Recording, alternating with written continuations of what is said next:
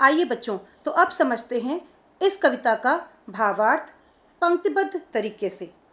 बच्चों ध्यान रखें, जब आप फूल शब्द का उच्चारण करें तो वहाँ पर नुक्ता नहीं लगा है, अर्थात आप फूल बिल्कुल नहीं कहेंगे, आपको फूल ही कहना है। यहाँ पहली पंक्ति में लिखा है, जन्म लेते हैं जगह में एक ही पौधा उन्हें है पालता। बहुत ही सरल अर्थ है इसका, अर्थात एक ही जगह पर एक ही स्थान में फूल और कांटे दोनों जन्म लेते हैं। एक ही पौधे पर वे दोनों पलते हैं, एक ही पौधे द्वारा उनका पालन पोषण किया जाता है। रात में उन पर चमकता चांद भी एक सी ही चांदनी है डालता।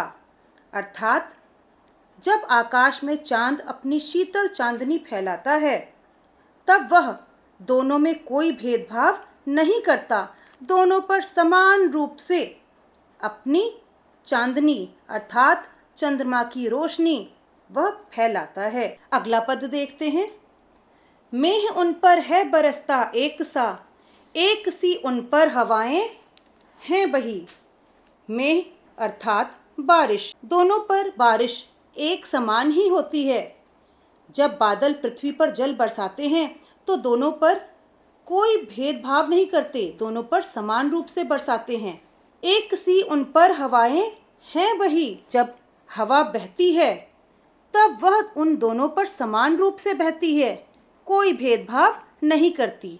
फूल और कांटे दोनों को समान रूप से हवा और बारिश मिलती है। बच्चों मेह का अर्थ ध्यान रखेंगे, मेह अर्थात बारिश। अगली पंक्ति देखते हैं, पर सदा ही यह दिखाता है हमें ढंग उनके एक से होते नहीं। परंतु हमें सदा यही देखने को मिलता है, हमें हमेशा यही देखने को मिलता है कि एक जैसी परिस्थितियों में पलकर भी फूल और कांटे का स्वभाव एक जैसा न होकर सदैव भिन्न होता है। उनका व्यवहार दूसरों के प्रति अलग अलग होता है। बच्चों ढंग अर्थात काम करने का तरीका।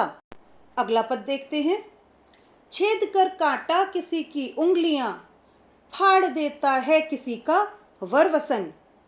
अर्थात कांटा किसी की भी उंगलियों को छेद कर घायल कर देता है, किसी के सुंदर वस्त्र फाड़ देता है। अगली पंक्ति, प्यार डूबी तितलियों के पर कतर भौर का है बेध देता श्याम तन।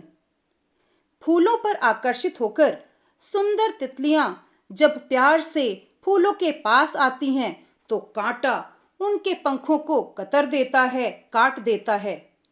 भौरा जब फूलों के पास आता है तब कांटा उस भंवरे के शरीर को छेद देता है, उसे घायल कर देता है। अंतिम पद देखते हैं, फूल लेकर तितलियों को गोद में भौर को अपना अनूठा रस पिला। अर्थात दूसरी ओर फूल तितलियों को प्यार से अपनी गोद में जगह देता है, बैठाता है, भौरे को अपना अनूठा रस अर्थात अद्भुत रस पिलाता है। निज अर्थात अपना, अपने, अपनी, निराले अर्थात अनोखे, सदा अर्थात हमेशा, जी की कली। बच्चों यह एक मुहावरा है जिसका अर्थ होता है मन प्रसन्न होना। अंतिम पंक्ति, निज सुगंधों और निराले रंग से है सदा देता कली जी की खिला।